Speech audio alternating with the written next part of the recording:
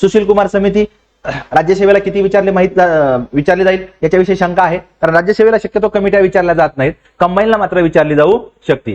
2023 ला पंचायत राज मंत्रालयाने स्थापन केली होती. कशासाठी स्थापन केली ती? जे काही आता आपल्या गावाकडे बी पद्धत आहे पहा, देऊळ सिनेमा पाहिला असेल तुम्ही, देऊळमध्ये नाही का आदरणीय झेंडा, महिला सरपंच असती, ते म्हणजे काही सरपंच महिला असताना त्यांचे पती जे आहेत सरपंच पती हे जे कारभार करतात हे होऊ नये म्हणून त्याला आळा घालण्यासाठी ही समिती स्थापन केलेली आहे. समिती खूप महत्वाची आहे, त्यामुळे ते आपल्यासाठी महत्वाचे. सरपंच पती प्रथेला आळा घालण्यासाठी एक दहशती दंडाची एक्झम्पलरी पेनल्टी जी आहेत, ज्याच्यामुळे इतका दंड लावावा की कुणीतरी पुरुष स्त्रीच्या जागेवर सरपंच म्हणून भूमिका बजावणार नाही, त्यासाठी आहे.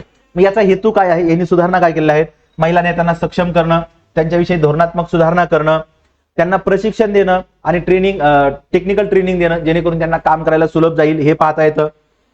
त्यांनी आपल्याला काहीतरी आकडेवारी दिलेली, आकडेवारी महत्वाची नाही, किती पंचायत समिती आहेत, महिला किती आहेत एवढं आपल्याला डिटेल जात नाहीत, परंतु शिफारशी काय काय केल्या आहेत ते एकदा आपण पाहून ठेवूयात. कठोर दंड असावा, त्या दंडाला दहशती दंड असं म्हटलेलं आपल्याला त्यांनी पाहता येतं. रचनात्मक आणि धोरणात्मक सुधारणा कराव्यात. कशामध्ये? ज्यावेळेस महिला या स्थानिक स्वराज्य संस्थेच्या प्रमुख म्हणून काम करतात त्यावेळेस पाहता येतं.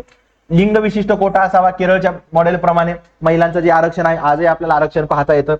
सरपंच पती विरोधी पुरस्कार, एखादी महिला आपल्या पतीच्या विरोधात जाऊन काम करत असेल तर त्यांना प्रोत्साहन देणं गरजेचं आहे, हे आहे. महिला लोकपालांची नियुक्ती करावी, ही महत्वाची शिफारस आहे. ठीक आहे. ग्रामसभामध्ये सार्वजनिक शपथविधी करावा. महिलांचा जो शपथविधी आहे तो सार्वजनिक करावा, कारण गावाला कळावं खरं सरपंच कोण आहे. गावाला माहित असतं पण आपणही नाही का गावाकडे म्हणतात सरपंच आला त्या पद्धतीचं आहे.